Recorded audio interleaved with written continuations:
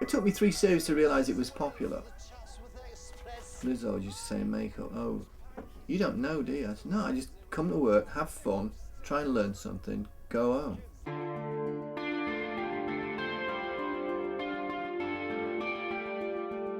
You don't know how big it is. Like, you just think, oh yeah, you're on this and a few people watch it and it's great, but then you don't realise how many people actually watch it and actually love it, and it's just great.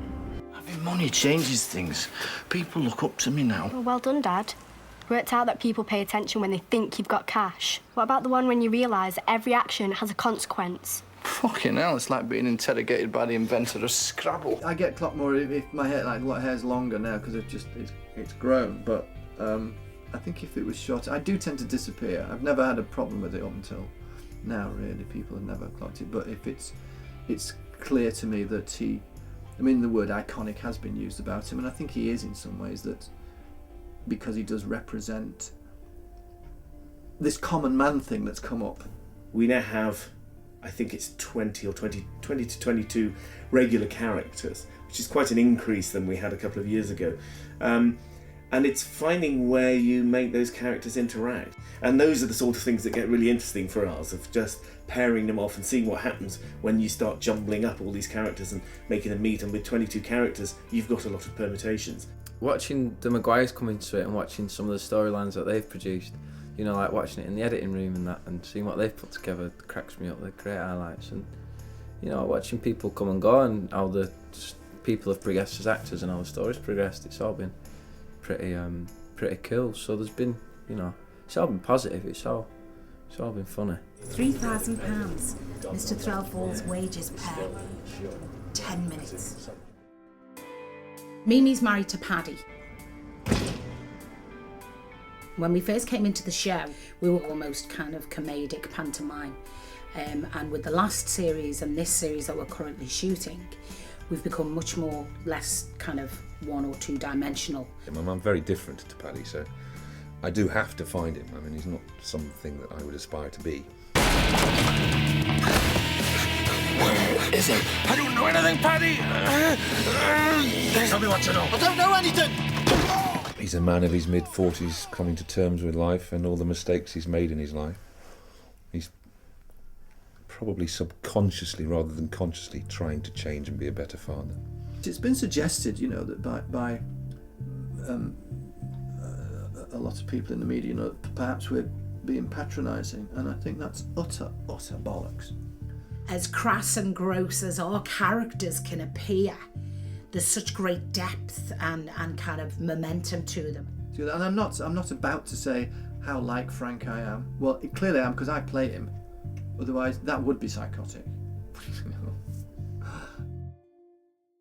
I sort of swanned about between, well, he's not threatening to men. You've got a fucking nerve, Gallagher. You know, and he's not threatening to women.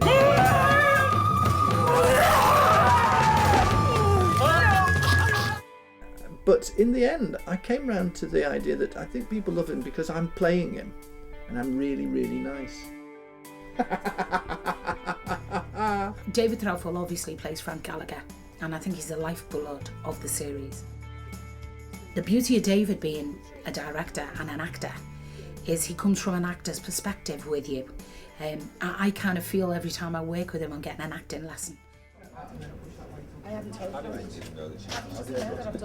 I kind of believe that he knows exactly how to play each cast member in terms of he knows what suits you, what makes you feel comfortable. Well, because he's been playing my dad for like 5 years, you can relate to him more, can't you, when he's telling you what to do. I'm not a believer in actors all getting the same approach. I mean, each one's a person before they're an actor.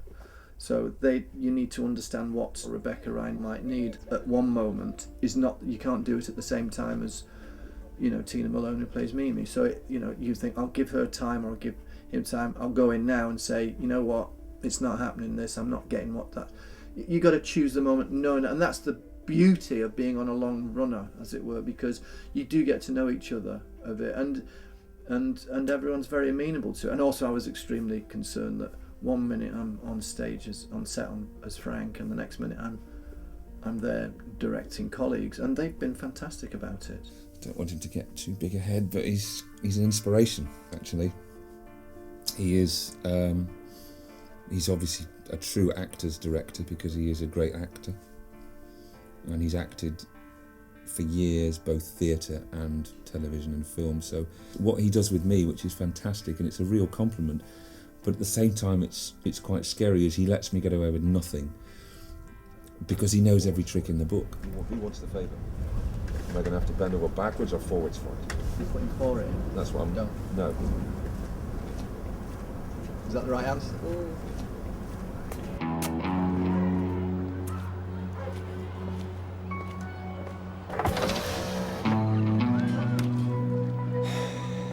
I see you're going to make me pay for all the years of hurt.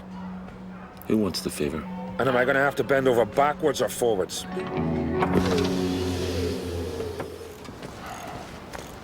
2 nights.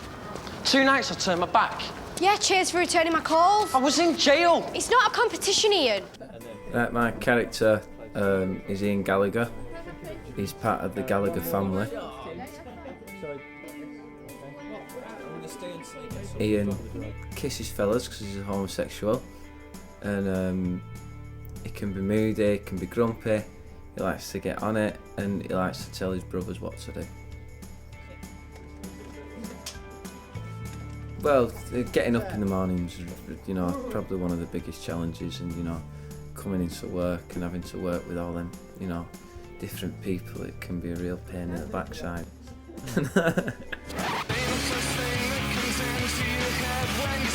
It's the gay love scenes I find the most difficult challenges of all.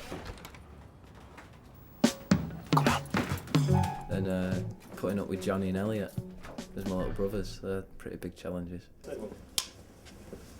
And action! Scene today is Ian's really wound up because Debbie sold a load of drugs to the Maguires to make money so we can survive. And Ian's annoyed because the reason it's all messed up for him is because of drugs and that. So it's kind of his last line. So he walks round and slams the drugs on the table, and he doesn't realise it's not Paddy. It's his twin brother. It's all right. I can't. Debbie can't deal drugs for you anymore. It's not right. This little girl deals drugs for us. £3,000 paid. I'm sorry, but we're not doing any more dealing. We see Paddy's twin arrive in an episode when Paddy is in a slight amount of trouble, and he calls for his long-lost twin brother for help. They haven't spoke to each other for quite a few years because of something which will hitherto remain unknown, but suffice it to say that they fell out. And Ian doesn't know, and then he thinks, why's Paddy eyeing him up? So Ian is dealing with Paddy, who he's dealing with Noel, who is acting Paddy. Dead simple, isn't it? I'm really, and I'm directing it. I was actually a twin at birth who died, unfortunately, but it's always been there and it's always fascinated me, and it was my idea, which is a great thing about Seamus. If you come up with an idea that they think is interesting, they'll go away and work it, and I was very flattered by that they thought it was a good enough idea to work with, and which gave me a bit of responsibility, which I didn't really like at first, because I thought, oh my God, what if I'm crap? We had an actor came in and played my double, so for over-the-shoulder shots or the back or across, and he was fantastic because he learnt the lines brilliantly, but he didn't come with a huge character, which might have got in the way of what I'd already been, because all I was imagining was what I would say back to myself. So I had to listen to him for the cues, but I didn't listen to the way he said it, because I imagined the way I was going to say it back to myself. And you can only do that, I think, if you've rehearsed it and rehearsed it and rehearsed it. It's about economy, about where you choose the shots, where you do see them both in frame at the same time. Not to overdo that. David is, I think, a genius. I feel safe with David all the time. I totally and implicitly trust his opinion as well. And he's not directed anything else apart from Seamus yet. And I would say he will be, if he wants to be, a really top level director. He's fantastic.